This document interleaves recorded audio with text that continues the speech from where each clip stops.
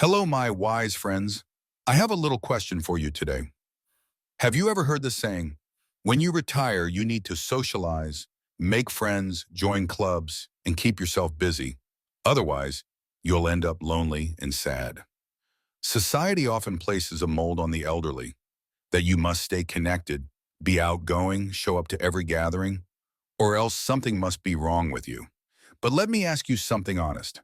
Is that really true for all of us? Or maybe you're just an introvert, living at the pace your soul truly needs.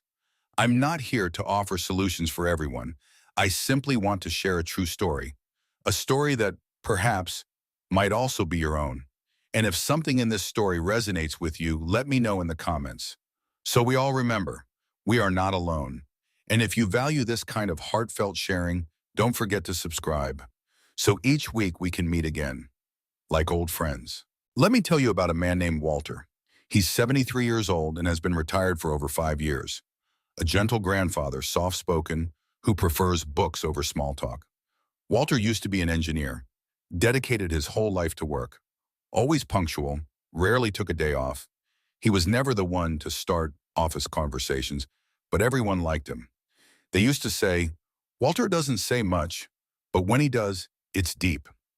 And then one day he retired. No more phone calls, no more emails, no more lunch invites or hallway chats. His wife, Linda, was still by his side. They had a few close friends, but didn't gather often. Family lived nearby, but everyone was busy. People from the outside would look in and say, he must be lonely, such a quiet life. But Walter wasn't lonely. In fact, he felt at peace. Each morning he made his coffee, sat on an old wooden chair on the porch, listened to the birds, and read a few pages of a good book. He didn't need parties. He didn't need chatter. All he needed was quiet. Not everyone who is silent is lonely. Some souls simply need stillness to truly hear themselves. One afternoon, Walter was sitting in his garage cleaning an old radio when a neighbor stopped by and said, Hey, Walter, there's a reunion this Saturday. They invited you. You should go. Staying home too much isn't good. Walter smiled gently. Thanks, I'll check my schedule. But inside, the familiar question echoed back. Am I living the wrong way? His son Michael would often say, Dad, you should join a retirement group. You need friends, need conversations. Too much time alone isn't healthy. And Linda, his wife, softly added, I just worry. One day you'll feel empty. Walter understood they said those things out of love, but he also knew himself better than anyone else. He didn't feel empty. He wasn't waiting for someone to call. He didn't hope for surprise visitors. He simply loved his quiet fullness. I say this with deep respect. Not everyone needs a crowd to feel alive.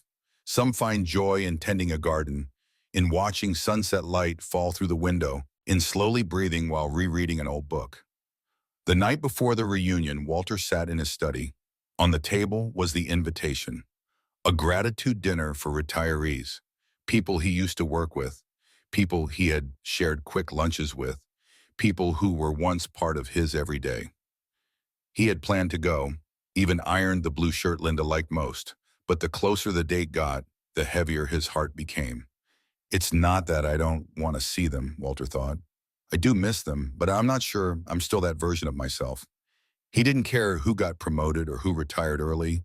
He wasn't interested in the usual, so how have you been? He didn't feel like explaining how his days now revolved around reading, walking, and simply being still.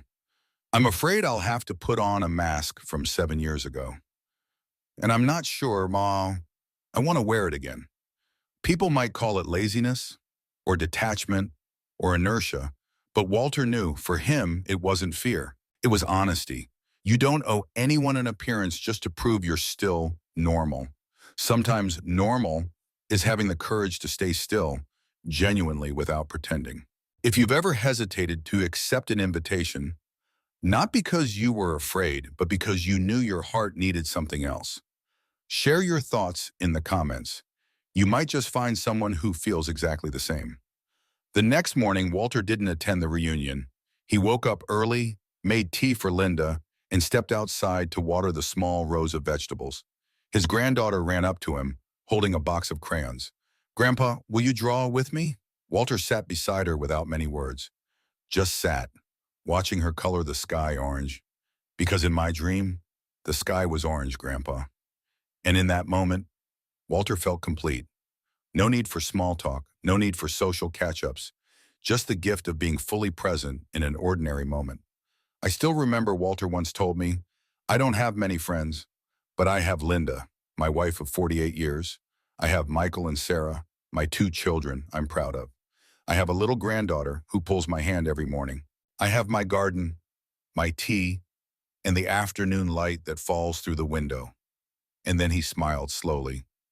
If this is loneliness, then I choose it again and again. You see, happiness in old age isn't about the number of greetings. It's about the quality of presence. One real moment is worth more than 100 surface-level conversations. Some people spend their retirement staying busy, busy, busy. But others, like Walter, choose peace as their way of living. Not because they're afraid of people, but because they know exactly where their soul can rest. And I say this with all my heart. If you feel content with yourself, if you feel calm in stillness, if you see each morning as a quiet gift, then you are not wrong. You are living truthfully. And sometimes living truthfully is the bravest thing you can do in this world. If this video touched something inside you, leave a comment, just one line, so I know you're still here listening with your heart.